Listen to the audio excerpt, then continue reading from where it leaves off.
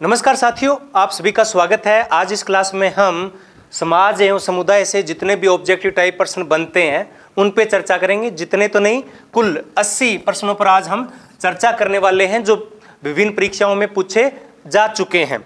तो ये दोनों ही महत्वपूर्ण टॉपिक्स हैं, समाज एवं समुदाय। पिछले जो हमने टेस्ट का पहला जो वीडियो बनाया था उसमें आपका रिस्पॉन्स बहुत ही अच्छा रहा। इसी प्रकार से मुझे मोटिवेट करते रहिए ताकि ज़्यादा से ज़्यादा मैं वीडियो बनाने के लिए प्रेरित हो सकूं। तो आपके प्रेम के लिए आपका बहुत आभार।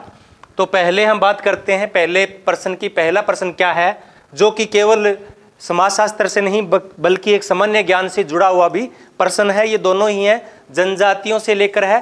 पहले प्रश्न में पूछा गया है कि प्रतिशत के आधार पर जनजातियों वाले राज्यों को घटते क्रम में बताइए। किस क्रम में बताना है? घटते हुए क्रम में बताना है। तो नागालैंड, मिजोरम, मेघालय, मणिपुर, ये 4 राज्य दिए हुए हैं। तो अगर दूसरे राज्य होते तो आप आसानी से हो सकता है इसका आंसर खोज सकते थे, लेकिन चारों ही पूर्वोत्तर राज्य है और इन चारों में ही जनजातियों का अच्छा खासा प्रतिशत है। लेकिन प्रश्न पूछा गया है कि इनको घटते हुए क्रम में लिखो। तो नंबर 1 आएगा मिजोरम। राज्य के मामले में देखें तो मिजोरम एक ऐसा राज्य है जिसमें जनजातियों का सर्वाधिक प्रतिशत निवास करता है। अगर हम केंद्र शासित प्रदेशों को शामिल करें तो लक्षद्वीप है वो सर्वाधिक जनजातीय आबादी वाला प्रतिशत के आधार पर केंद्र शासित प्रदेश है। इसमें 94.8% आबादी है वो जनजातियों की है और मिजोरम में 94.4 94.4 2011 की जनगणना के आधार पर। नंबर 2 है नागालैंड, नंबर 3 मेघालय, नंबर 4 मणिपुर। ये इनका घटता क्रम है, तो सही आंसर होगा वह। आगे है जनसंख्या के आधार पे बताना है, प्रतिशत के आधार पे नहीं बताना है। तो जनसंख्या के मामले में देखें तो मध्य प्रदेश सर्वाधिक जनजातीय आबादी वाला राज्य है। इसमें 14.70% आबादी है। 14.70% आबादी है वो जनजातीय आबादी है। दूसरा स्थान है वो महाराष्ट्र का आता है, तीसरा उड़ीसा का और चौथा है वो राजस्थान का आता है। तो द इसका सही आंसर होगा। आगे बात करें हम ह्यूमन सोसाइटी पुस्तक के लेखक कौन है? तो किंग्सले डेविस ने ह्यूमन सोसाइटी पुस्तक का वो लिखी है 1940 के अंतर्गत। और वो मानव समाज के अध्ययन को ही समाजशास्त्र मानते हैं। तो मानव समाज या ह्यूमन सोसाइटी। आगे निम्नलिखित में से कौन सा एक तत्व है एक समाज को समाज से अलग करता है?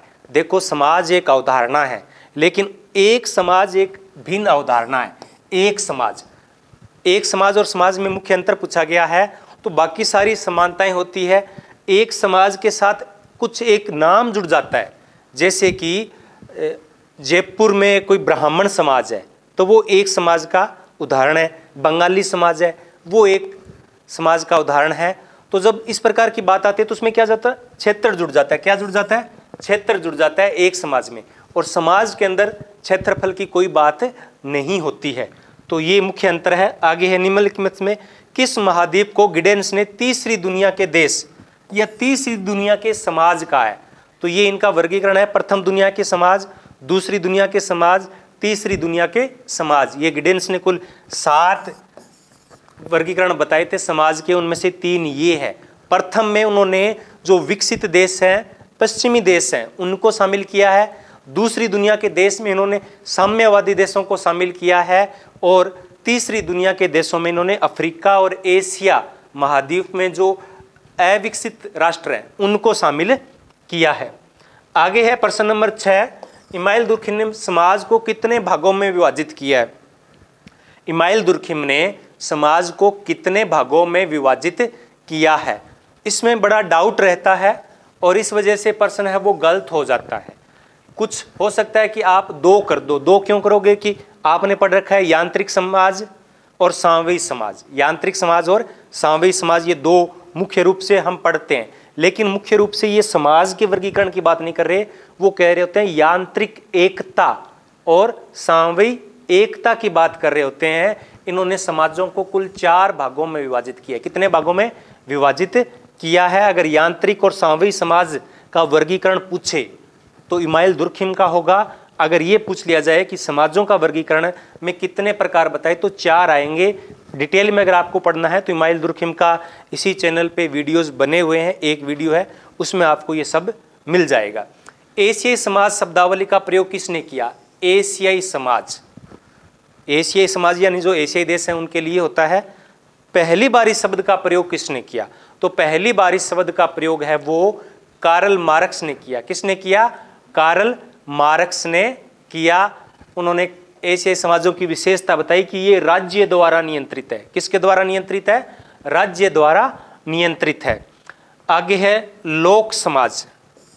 लोक समाज, लोक समाज की अवधारणा किसने दी थी? रेडफील्ड ने दी थी। तो इसमें उन्होंने 4 इसकी विशेषताएं बताई थी। हमें बतानी है कि इन चारों में से कौन कौन सी विशेषता है वो लोक समाज की होती है। तो लोक समाज क्या होता है? लघु होता है, छोटा होता है, इसे लघु समाज भी कह देते हैं। समरूपता होती है, छोटा सा समाज होता है तो समाज समानता तो होगी। रूढ़िवादिता, तो रूढ़िवादिता भी कह सकते हैं कि उनकी विशेषता होती है। विषमता, देखो लोक समाज में हमने क्या कहा? समानता या समरूपता होती है लेकिन विषमता नहीं होती है। तो इसका सही आंसर होगा लघुता और समरूपता। और अगर रूढ़िवादिता भी इसमें शामिल हम है वो कर सकते हैं, लेकिन कोई ज़रूरी नहीं है कि सारे लोक समाज है वो रूढ़िवादी हो। लेकिन जो रेडफील्ड ने बताई है उसमें उन्होंने रूढ़िवादिता को शामिल नहीं किया है। तो उन्होंने 4 विशेषताएं बताई थी, लघुता, समरूपता, विशिष्टता, आत्मनिर्भरता। तो उनमें को देखते हुए इसका हमें सही आंसर देना है। तो इसका सही आंसर होगा लघुता और समरूपता। रूढ़िवादिता को भी हम इसमें शामिल नहीं करते हैं क्योंकि रेडफील्ड ने ये विशेषता नहीं बताई थी। आगे है सूचना एवं संचार के क्षेत्र में नई तकनीकों से निर्मित समाज को क्या कहते हैं? जो आधुनिक समाज है, इसे सूचना समाज या तकनीकी समाज कह सकते हैं। तो इसके लिए उपयुक्त शब्दावली क्या होगी? उत्तर औद्योगिक समाज या उत्तर आधुनिक समाज। औद्योगिक समाज दूसरे होते हैं, प्राथमिक समाज एग्रीकल्चर वाले होते हैं। समाज अपने आप में एक संघ है। ये परिभाषा किसने दी? ये गिडिन्स ने दी। किसने दी? ये परिभाषा गिडिन्स ने दी है। द इंडस्ट्रियल सोसाइटी के लेखक कौन है? Daniel Bell, industrial society. आगे है दमनकारी एवं प्रतिकारी कानून। कानून के 2 प्रकार समाजों में बताए हैं, दमनकारी कानून और प्रतिकारी कानून। तो ये किसने बताए थे? ये इमाइल दुर्खिम ने बताए थे। जब वो बताते हैं ना यांत्रिक एकता और सामूहिक एकता, यांत्रिक एक समाज यानी पुराने वाले समाज, उसमें कानून का रूप क्या होता है? दमनकारी होता है। क्या होता है? दमनकारी होता है। और जो आधुनिक समाज है, सामूहिक समाज है, उनमें कानून का स्वरूप कैसा होता है? प्रतिकारी या क्षतिपूर्ति वाला होता है या सुधारवादी होता है। अनुसूचित जनजाति के लिए लोकसभा और राज्य की विधानसभाओं में आरक्षण की व्यवस्था की गई है। तो इसमें अनुसूचित जनजाति और जाति दोनों के लिए की गई है। ये अभी प्रश्न है वो लेटेस्ट में स्कूल व्याख्याता राजस्थान की जो हुई थी उसमें ये पूछा गया। तो लोकसभा है वो 330 है और विधानसभा है वो 332 है, दोनों के लिए। आगे ग्रामीण एवं नगरीय समाज में मौलिक अंतर स्थापित करता है। तो व्यवसायिक भिन्नता, देखो ग्रामीण और नगरीय समुदाय में कई अंतर होते हैं। मुख्य रूप से नगर की जब हम बात करते हैं नगरीय समाज की तो उसकी 3 विशेषताएं होती है। नंबर 1 उसकी जनसंख्या अधिक होती है। नंबर 2 उसका जनसंख्या घनत्व अधिक होता है। नंबर 3 कि उसमें जो लोग निवास करते हैं उनमें अधिकतर लोग गैर कृषि कार्य करते हैं। क्या करते हैं? गैर कृषि कार्य करते हैं। तो इसकी आबादी है वो 5000 से अधिक मानी जाइए, लेकिन गांव ऐसे मिल सकते हैं जिसकी आबादी 5000 से अधिक हो। जनसंख्या घनत्व है वो 400 वर्ग व्यक्ति प्रति वर्ग किलोमीटर बताया गया है, लेकिन गांव में भी हो सकता है। लेकिन जो मुख्य अंतर है गांव और नगरों में है वो कृषि कार्य को लेकर है, प्राथमिक और गैर प्राथमिक कार्यों को लेकर है। तो इसमें व्यवसायिक भिन्नता सही आंसर होगा। 1/3 से अधिक लोग 3/4 से अधिक लोग अगर कृषि कार्य करते हैं यानी अधिकतर लोग कृषि कार्य करते हैं तो ग्रामीण है, अधिकतर लोग गैर कृषि कार्य करते हैं तो नगरीय क्षेत्र है। द स्ट्रक्चर ऑफ सोसाइटी पुस्तक के रचनाकार कौन है? द स्ट्रक्चर ऑफ सोसाइटी, समाज की संरचना, तो इसके होंगे M.J. लेवी, मेरियम जे लेवी। राष्ट्रीय उपवन, राष्ट्रीय उपवन की नीति किसने विकसित की? ये नीति है वो जनजातियों के विकास के लिए की गई है। किसके लिए? जनजातियों के विकास के लिए की गई है। ये एल्विन कुछ ऐसा नाम ही है, बेरियल एल्विन नाम के एक प्रमुख मानवशास्त्री थे। उन्होंने कहा कि जनजातियों को अगर अन्य लोगों के साथ मिलाया जाएगा तो उनका क्या होगा? शोषण होगा। तो उनको क्या है कि एक उपवन बना दिया जाए और उसमें ही उनको स्वतंत्रता पूर्वक रहना देना चाहिए। निम्नलिखित अर्थव्यवस्था में से कौन उत्तर आधुनिक औद्योगिक समाज अर्थव्यवस्था से संबंधित है? तो उत्तर औद्योगिक क्या होगा? सेवा समाज होगा। क्या होगा? सेवा समाज होगा। आगे है, किसने कहा कि समुदाय मानव का लघुत्तम समूह है, यानी सबसे छोटा समूह है जिसमें जीवन के समस्त पहलुओं का समावेश होता है।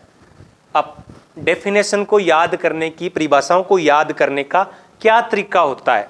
तो प्रत्येक परिभाषा की एक की वर्ड्स होते हैं, कुछ 2-4 ऐसे शब्द होते हैं, बाकी सारी परिभाषाएं एक जैसी होती है। सिर्फ 2 या 3 शब्द ऐसे होते हैं जो कि परिभाषाओं को अलग करते हैं। हमें उन परिभाषाओं या उन शब्दों की पहचान करनी है। तो जैसे ये परिभाषा है किंग्सले डेविस की है, तो ये कहते हैं कि लघुत्तम समुदाय है जिसमें सामान्य जीवन के समस्त पहलुओं का समावेश होता है। अगर ये लाइन आती है तो ये किंग्सले डेविस की परिभाषा होगी। किसने कहा कि समुदाय एक समाज नहीं बल्कि समाज के अंतर्गत ही एक संगठन है? इस प्रकार के बहुत सारे कथन हैं, इनमें से ज़्यादातर जो कथन है वो मैक्याइवर द्वारा कहे गए हैं। 2011 की जनगणना के अनुसार भारत में कुल कितनी मेट्रो सिटी है? मेट्रो सिटी कुल कितने हैं? तो 53 नगर ऐसे हैं जिनको मेट्रो सिटी है वो हम कह सकते हैं। किसने कहा कि समाज जो एक निश्चित भूभाग में निवास करता है उसे समुदाय कहते हैं? एक समाज जो निश्चित भूभाग में निवास करता है, तो ये परिभाषा किसकी है? मेंजर की है। किसने कहा?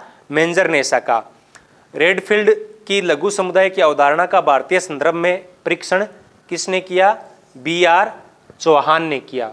किसने किया? B.R. चौहान ने रेडफील्ड की जो लघु समुदाय की अवधारणा थी उसको भारतीय संदर्भ में समझने का प्रयास है वो किया। समुदाय शब्द है वो किस भाषा का है? समाज शब्द किस भाषा का? आज हम समाज और समुदाय पे चर्चा करें तो दोनों ही लैटिन भाषा के शब्द हैं। किस भाषा के शब्द हैं? लैटिन भाषा के शब्द हैं। एक सीमित क्षेत्र में सामाजिक जीवन के संपूर्ण संगठन को, सामाजिक जीवन के संपूर्ण संगठन को समुदाय कहते हैं। ये परिभाषा किसने दी? ये परिभाषा ऑकबर्न और निमकॉफ ने दी। भारत का सबसे बड़ा नगर कौन सा है? बंबई भारत का सबसे बड़ा नगर है। निम्नलिखित में से कौन सा कथन असत्य है? समुदाय समाज का बाह्य रूप है, यानी दिखाई देता है। सत्य है, समुदाय में समानता और भिन्नता पाई जाती है। समाज में समानता और भिन्नता पाई जाती है। समाज में उच्चता एवं निम्नता पाई जाती है। समुदाय में केवल समानता पाई जाती है, भिन्नता नहीं पाई जाती है। अगर हम बात करें, समुदाय मूर्त होता है, दिखाई देता है, जबकि समाज क्या है? अमूर्त है। तो ये भी सही है, ये भी सही है। समुदाय का एक निश्चित भूभाग होता है, समाज का ऐसा भूभाग नहीं होता है, तो ये भी सही है। तो ये इसका सही आंसर होगा ब। आगे है, निम्नलिखित में से कौन सा सामुदायिक भावना का सही अंग नहीं है? समुदाय में क्या होती है? सामुदायिक भावना होती है। सामुदायिक भावना वो होती है जो जन्म से ही हमारे अंदर विकसित होती है। हम जिस भी क्षेत्र में निवास करते हैं उस क्षेत्र के प्रति हमारा एक विशेष लगाव होता है, उस लगाव को ही सामुदायिक भावना कहते हैं। तो सामुदायिक भावना में क्या होता है? आश्रितता का भाव होता है, एक दूसरे पे हम निर्भर होते हैं। हम की भावना होती है, भूमिका की भावना होती है, विभेदीकरण नहीं होता है, समानता होती है। जनजातीय समुदाय के कई गोत्र मिलकर एक अलग समूह का निर्माण करते हैं तो उसको क्या कहते हैं? तो उसको कहते हैं फ्रेटरी। क्या कहते हैं? फ्रेटरी। उसमें क्या होता है कि जनजातियों के समुदाय होते हैं वो अलग अलग उपगोत्र मिलकर एक बड़ा समुदाय बना लेते हैं। आमतौर पर इस प्रकार के भाईचारे को बढ़ाने के लिए ऐसा करते हैं, तो उसको बोलते हैं फ्रेटरी। इसी प्रकार अब की बार एक एग्जाम में पूछा गया था पैरा कम्युनिटीज, पैरा कम्युनिटीज या पैरा समुदाय क्या है। तो ये रुडोल्फ ने अवधारणा दी थी और कहा था कि जातीय आधार पर जो समुदाय बनते हैं, यहाँ जनजातीय आधार पे है फ्रेटरी, और अगर इसी प्रकार के जातीय आधार पर कोई समुदाय बनेंगे तो उसको पैरा समुदाय या पैरा कम्युनिटीज कहते हैं। निम्नलिखित में से कौन सी विशेषता समुदाय की नहीं है। तो ऐच्छिक सदस्यता। देखो, सदस्यता, मूर्तता, अमूर्तता, ये जो मुख्य अपने कॉन्सेप्ट है उनमें आएंगे ही आएंगे। तो समुदाय में क्या होता है, ऐच्छिक सदस्यता नहीं होता है। जिस समुदाय में हमारा जन्म होता है वो हमारा समुदाय है, हम उसके सदस्य होते हैं। तो ये हम पर निर्भर है क्या हम उसके सदस्य बने या ना बने, नहीं, इसकी सदस्यता अनिवार्य होती है। बाकी सारी समुदाय की विशेषताएं हैं। आगे है, निम्नलिखित में से कौन सा एक सीमांत समुदाय का उदाहरण है। तो बेलूर मठ है। तो जो मठ होते हैं, जेल होते हैं या कारागार हो गए या कोई छात्रावास हो गए, ये किसके उदाहरण होते हैं, ये सीमांत समुदाय के उदाहरण होते हैं। समुदाय वे समूह हैं जिनके सभी सदस्य एक समान संस्कृति के मूल्यों एवं आदर्शों से निर्देशित होते हैं। ये परिभाषा किसने दी, किम्बाल यंग ने दी। गेमिनसॉफ्ट और गेसेलसॉफ्ट की अवधारणा बहुत बार पूछी जाती है, बहुत बार परीक्षाओं में आ चुकी है, और फिर भी इसमें जो कन्फ्यूज़न होता है वो बना रहता है, वो दूर नहीं होता है। तो इसको अगर हम समाजशास्त्र की शब्दावली में कहें तो क्या होगा, गेमिनसॉफ्ट और गेसेलसॉफ्ट समिति एवं समुदाय। क्या होगा, समिति एवं समुदाय। सॉरी, है ये अर्थ लेकिन उल्टा पुल्टा हो गया है। इसमें होगा समुदाय एवं समिति। जो गेमिनसॉफ्ट है उसका अर्थ होता है समुदाय, और जो गेसेलसॉफ्ट होता है उसका अर्थ होता है समिति। तो इसमें क्या होता है, ये अवधारणा किसने दी, ये अवधारणा अभी मुझे नाम उनका याद नहीं आ रहा है, मैं रिकॉल नहीं कर पा रहा हूँ। जर्मन के थे टोनीज, क्या नाम है उनका, टोनीज ने ये परिभाषा अवधारणाएं दी। जर्मन भाषा की अवधारणाएं हैं। गेमिनसॉफ्ट का मतलब होता है समुदाय। तो इसमें क्या होता है, गंभीरता होती है, प्राथमिक समुदाय की प्रधानता होती है। और गेसेल, इसमें सह आएगा, ये इसका अर्थ होता है समिति। अभी एक परीक्षा में प्रश्न पूछा गया था कि विनियम के आधार पर, प्रश्न आया था कि विनियम के आधार पर टोनीज ने समुदाय का कौन सा प्रकार बताया। तो विनियम किसकी विशेषता है, ये समिति की विशेषता है। आदान प्रदान करना, आदान प्रदान करना, केवल प्रदान करेंगे तो क्या हो जाएगा, समुदाय हो जाएगा। कोई जरूरी नहीं है कि जो हमारे पास होता है हम बगैर किसी स्वार्थ के दूसरे को दे सकते हैं। ये विशेषता किस में होगी, ये समुदाय में होगी। लेकिन जो विनियम की जो भावना होगी, आदान प्रदान की होगी, जो मुद्रा विनियम होता है विशेष तौर से, तो वो किसकी होगी, समिति की। और उसका सही आंसर होता गेसेलसॉफ्ट, लेकिन ज़्यादातर ने क्या कर दिया, गेमिनसॉफ्ट कर दिया था। आगे है लघु समुदाय की अवधारणा किसे संबंधित है। तो रॉबर्ट रेडक्लिफ, सॉरी मैं रेडक्लिफ ब्राउन बोल रहा था, तो रॉबर्ट रेडक्लिफ की ये अवधारणा है। किसने जेल, छात्रावास, पागलखाने को पूर्ण संस्था कहा, तो गोफमैन ने कहा। भारत में सामुदायिक विकास योजना कार्यक्रम की शुरुआत कब हुई, सामुदायिक विकास योजना कार्यक्रम कब शुरू हुआ था, 1952 में हुआ था। अब क्या जानते हो आप सामुदायिक विकास कार्यक्रम क्या था, समुदाय को शामिल करते हुए विकास को करना था। 1952 में ये प्रारंभ किया गया था, और बाद में इस कार्यक्रम की समीक्षा के लिए बलवंत राय समिति बनाई गई थी, बलवंत राय मेहता समिति। तो उन्होंने कहा कि ये कार्यक्रम है वो ज़्यादा अच्छा नहीं है, और बाद में उन्होंने समीक्षा करने के बाद पंचायती राज की भी जो अनुशंसा की थी त्रिस्तरीय। तो ये मुख्य रूप से जो किया गया था, तो ये सामुदायिक विकास योजना कार्यक्रम है जो बाद में पंचायती राज के रूप में उभरा था। तो ये 1952 में प्रारंभ हुआ था। आगे है समुदाय की विशेषता नहीं है, तो स्तर सरकार है वो समुदाय की विशेषता नहीं है। समुदाय का उदाहरण नहीं है, जाति है वो समुदाय का उदाहरण नहीं है। कुल्ले ने छोटे ग्रामीण समुदायों को किस नाम से पुकारा है? प्राथमिक समुदाय के नाम से पुकारा है कुल्ले ने। आगे है समुदाय का सर्वोत्तम उदाहरण है तो जनजाति, क्योंकि एक निश्चित भौगोलिक क्षेत्र में जो निवास करती है तो जनजाति इसका सर्वोत्तम उदाहरण है। एक समुदाय के अंतर्गत संबंध होते हैं अंतरंग, टिकाऊ, परदत्त। क्या होते हैं? परदत्त होते हैं, जन्म से ही वो तय हो जाते हैं हम किस समुदाय के सदस्य वो बनने वाले हैं। जहाँ कहीं भी एक छोटे या बड़े समूह के सदस्य एक साथ किसी निश्चित भौगोलिक सीमा में रहते हुए सामान्य जीवन की मौलिक दशाओं में भाग लेते हैं तो उसे समुदाय कहते हैं। ये परिभाषा किसने दी? तो ये परिभाषा दी थी मैक्याइवर ने। ऑस्कर लेविस ने टोपोलजलन गांव की तुलना भारत के किस गांव के साथ की थी? तो रामपुर गांव के साथ इन्होंने इसकी अवधारणा का प्रस्तुत अवलोकन किया था और नॉर्थन इंडिया नाम से एक पुस्तक भी इन्होंने लिखी थी। आगे है राष्ट्र के संबंध में कौन सा कथन सही है? तो ये एक राष्ट्र समुदाय है, लेकिन ये क्या है? छोटे छोटे समुदायों का एक बड़ा समुदाय है। समुदाय का विभाजन ग्रामीण, नगरीय और क्षेत्रीय समुदाय के रूप में किसने किया? तो समुदाय के 3 प्रकार बताए, ग्रामीण समुदाय, नगरीय समुदाय और क्षेत्रीय समुदाय। क्षेत्रीय समुदाय को आपको विशेष तौर से याद करना होगा। ये मैक्याइवर एवं पेज ने अवधारणा दी थी। किसने कहा कि भारतीय गांव आत्मनिर्भर एवं स्वतंत्र गणराज्य है? भारतीय गांव आत्मनिर्भर है और एक स्वतंत्र गणराज्य के समान है, जो विदेशी जितने भी आक्रमण हुए उनसे अप्रभावित रहे।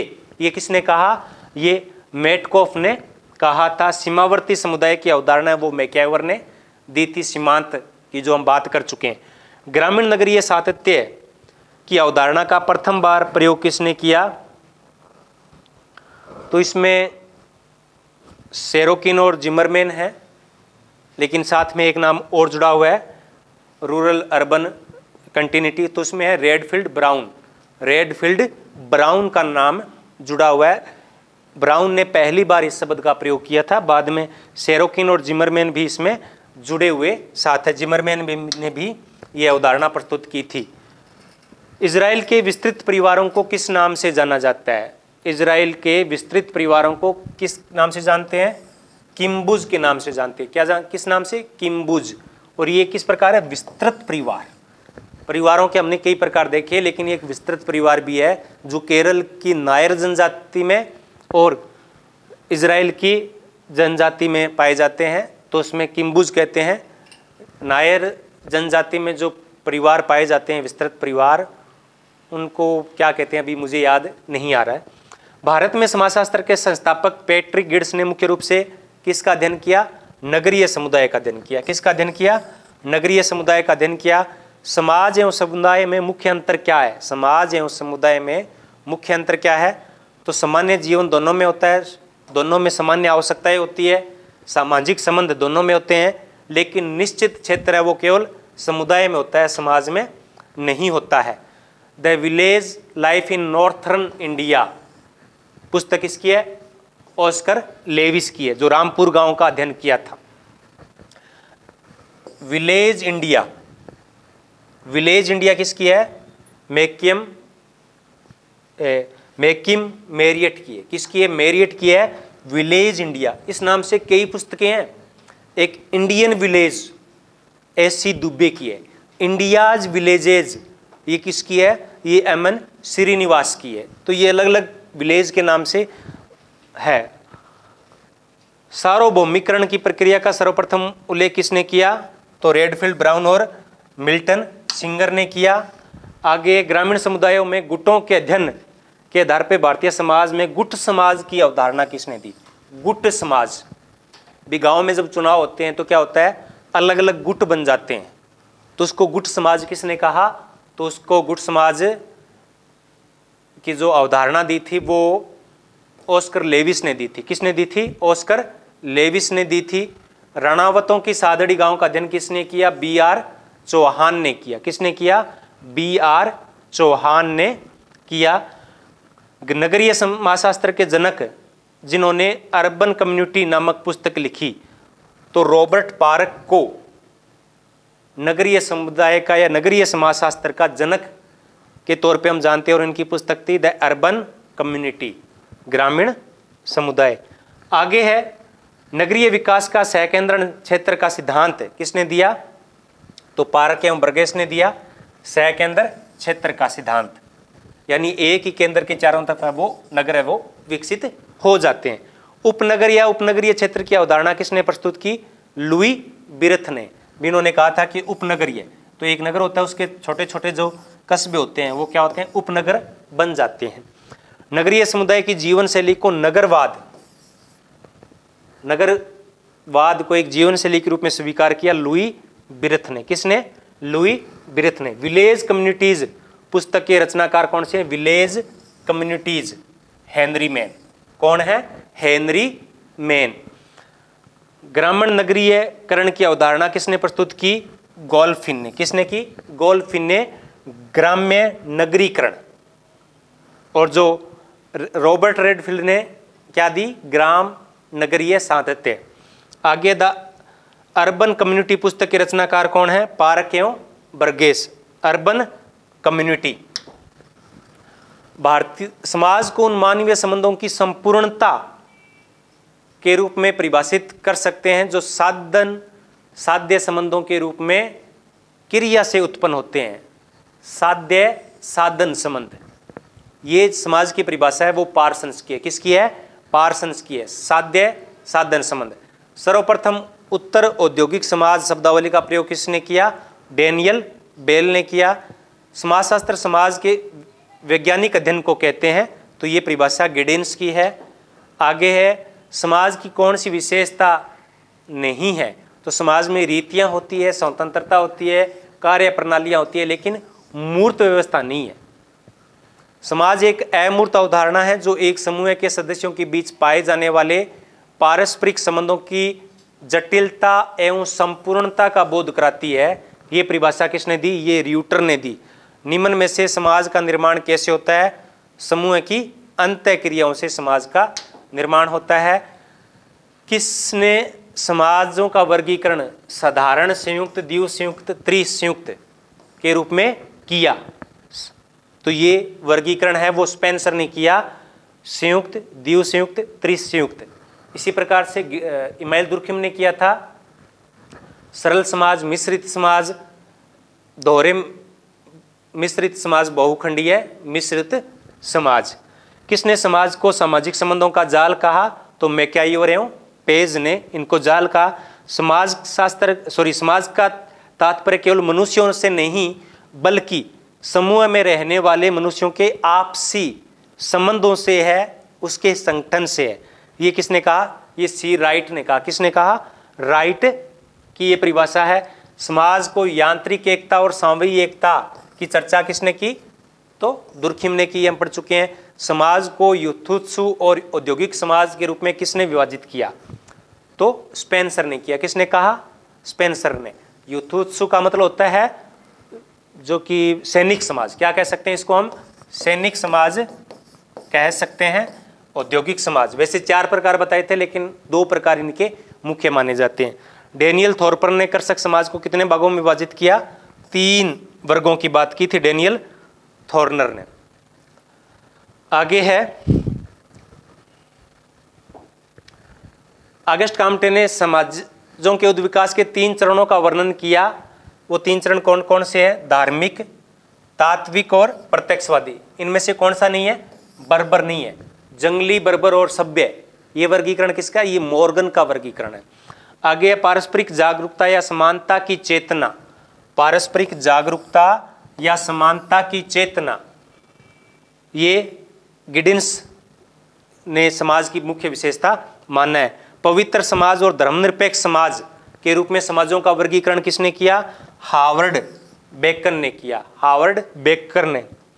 आगे है किसने सामान्य हित, सामान्य भूभाग, सामान्य रहन सहन को समाज का अनिवार्य तत्व माना? तो गिलीन एवं गिलीन ने माना। निम्नलिखित में से जनजातीय समुदाय के अध्ययन में सुमेलित नहीं है, बाकी सब सुमेलित है। मालेर और डीएन मजूमदार सुमेलित नहीं है। मेलोवंस्की ने किस द्वीप की जनजातियों का अध्ययन किया? तो ट्रोबियांडा ट्रोबियांडा द्वीप की जनजातियों का अध्ययन किया।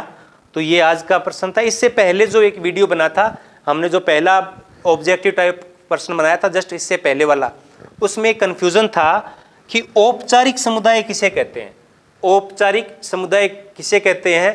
तो शायद मैंने गलती से गिन्सबर्ग का बता दिया था, लेकिन उसका सही आंसर है सिमेल, जॉर्ज सिमेल। जो समन्वयात्मक संप्रदाय है उसे ही औपचारिक समुदाय कहते हैं। तो जो रेड था वो भी जॉर्ज सिमेल था, तो आपको जॉर्ज सिमेल ही इसका रखना है आंसर। अगर ये क्लास आपको अच्छी लगी है तो आप इस चैनल को सब्सक्राइब कर सकते हैं, वीडियो को लाइक कर सकते हैं और कमेंट में बता सकते हैं कि आपको किस प्रकार के वीडियोज़ या क्लासों की आवश्यकता है। धन्यवाद।